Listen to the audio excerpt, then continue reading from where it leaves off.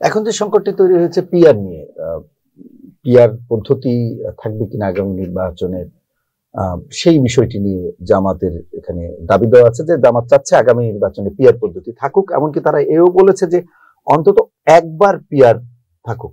তো এই জায়গায় তারা বলছে যে পিআর ছাড়া নির্বাচন হবে না। সুতরাং এখন দুটি দলই বড় রাজনৈতিক দল, বিএনপি সবচেয়ে বড় এবং তার পাশাপাশি এখন জামাত রাজপথের সবচেয়ে বড় রাজনৈতিক দল।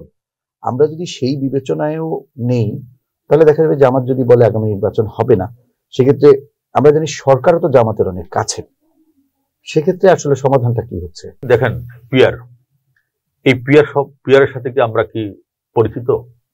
এই পিআরের নির্বাচন কি বাংলাদেশে হয়েছে?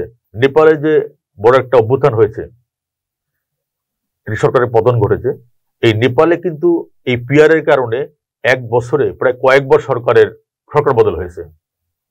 কারণ পিআর জিনিসটা এমনই যে জামাতের যারা নেতৃবৃন্দ আছে তার মধ্যে অনেকেই পিআর কি এটা ভালোভাবে কিন্তু বুঝে বলতে পারবে না। আর পিআর তো মানুষ চায় না, পিআর নিয়ে তো মানুষের লড়াই সংগ্রাম নাই, বক্তব্য নাই, কথা নাই।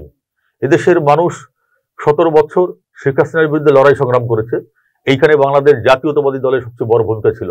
আমাদের নেতা বিএনপির ভারপ্রাপ্ত চেয়ারম্যান জনাব তারেক রহমান, তার নেতৃত্বে এই হাসিনা বিরোধী আন্দোলনে বিএনপির হাজার হাজার নেতাকর্মী শহীদ হয়েছে। আমাদের নেতাকর্মীর রাজপথে রক্ত দিয়ে এই বিজয়কে সুনিশ্চিত করেছে, পিআরের জন্য তো করে নাই। শেখ হাসিনার অবৈধ শাসন, শেখ হাসিনার গুম খুন নির্যাতন, শেখ হাসিনার অবৈধভাবে রাষ্ট্রীয় ক্ষমতার দখল, এই দখল করার সময় গত 15 বছর এদেশের মানুষ ভোট দিতে পারে নাই। আজকে 3 কোটি যুবক আমাদের, যাদের বয়স তখন ছিল 17 বছর, তাদের বয়স আজকে 33 বছর, তারা তো ভোট দিতে পারে নাই। এরা কি বলছে যে আমরা পিআর চাই?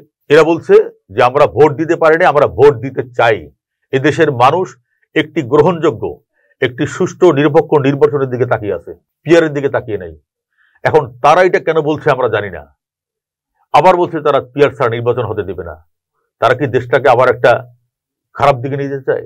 আমাদের প্রশ্ন, মানুষ জানতে চায় এই দেশটা কতবার খারাপ পরিস্থিতির মুখে পড়েছে, এবং ভবিষ্যতে যদি দেশটা খারাপ দিকে পড়ে তাহলে আমি মনে করি আজকে যারা অবান্তর কিছু দাবি করছেন, যারা দেশটাকে আবার পিছিয়ে দিতে চান, দেশটাকে যারা একটা খারাপ পর্যায়ে খারাপ অবস্থার দিকে নিয়ে যেতে চান, আমি মনে করি তাদের কোনো উদ্দেশ্য রয়েছে বলে আমার মনে হয়। একটা আশঙ্কা রয়েছে, কেননা আমরা জানি বিশ্লেষক, রাজনীতি বিশ্লেষক, টকশো উপস্থাপক জিল্লুর রহমান, তিনি বলছেন যে আমি নির্বাচনের কোনো পরিবেশ দেখছি না, বা নির্বাচন হবে এমনটা মনে হচ্ছে না আমার।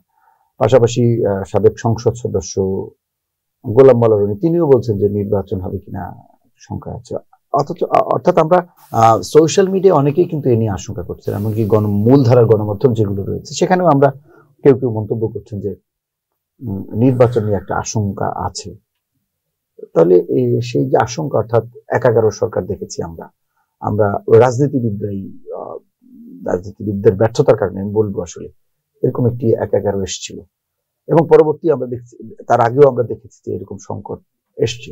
সেই ধারাবাহিকতায় আমরা যদি মনে নেই যে রাষ্ট্র যদি সেই দিকেই যায়, দেশ যদি সেই দিকেই যায়, তাহলে আমাদের তো পেছনে শিক্ষা নেওয়া আছে, তাহলে আবারও কেন আমরা সেই দিকে নিয়ে যাব? আমি মনে করি দেশে অবশ্যই একটি নির্বাচন করার পরিবেশ রয়েছে। মাননীয় প্রধান উপদেষ্টা সহ প্রধান নির্বাচন কমিশনার বলেছেন যে ফেব্রুয়ারি মাসে নির্বাচন হবে 2026 সালের। তাই আমরা এটিকে একেবারে গুরুত্ব সহকারে নিচ্ছি।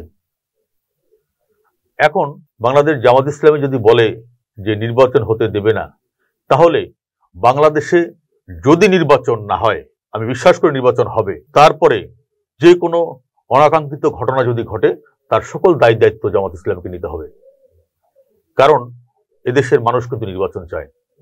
এই তালভানা কথাবার্তা, এরকম মানে যে কথার কোনো অর্থ নাই, যে কথা মানুষ শুনতে চায় না, জনগণ শুনতে চায় না, সে কথা বলে আপনারা কেন সময় যাপন করছেন? আমি মনে করি যে নির্বাচনের একটা ভালো পরিবেশ এই দেশে রয়েছে। নির্বাচন কমিশন তারা প্রস্তুতি নিচ্ছেন। তবে জামাত ইসলাম সহ আরো কয়েকটি রাজনৈতিক দলের এই ধরনের কথাবার্তায় হয়তো মানুষের মনে এই ধরনের প্রশ্ন আসতে পারে যে নির্বাচন হবে কিনা, কিন্তু আমাদের মাননীয় প্রধান উপদেষ্টা কিন্তু দৃঢ়তার সহিত বলেছেন যে নির্বাচন হবে।